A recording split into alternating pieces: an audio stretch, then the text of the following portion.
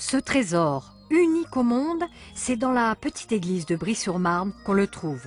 Voici le diorama de Daguerre, peint en 1842. C'est un trompe-l'œil qui est peint des deux côtés sur la même toile et en fonction de la lumière qui arrive de la toiture, si la lumière tape sur le devant, vous voyez l'église en effet de jour, et si elle tape derrière sur un mur blanc, par réflexion, vous voyez en effet de nuit. Alors regardez, ici en accéléré l'illumination de la toile, un mouvement de cinéma et même de 3D. Un décor qui à l'époque fit scandale.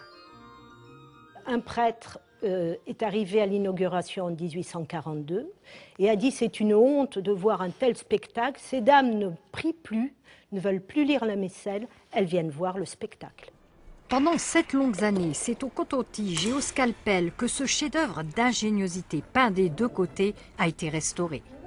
La toile était en très mauvais état parce qu'elle avait été doublée, marouflée au XXe siècle avec de la colle à bois. Ce qui fait que quand on a retrouvé la toile, il a fallu nettoyer la face avec tous les repeints et surtout désentoiler, retirer la colle au dos. Je suis parti aux États-Unis rencontrer le directeur de musées à New York, Washington, Rochester, ce qui m'a amené jusqu'à la fondation Paul Getty à Los Angeles, qui après 2 visites m'a accordé $200 000 de subvention, validant ainsi le projet scientifique autour du diorama. L'invention de Daguerre connut une postérité étonnante.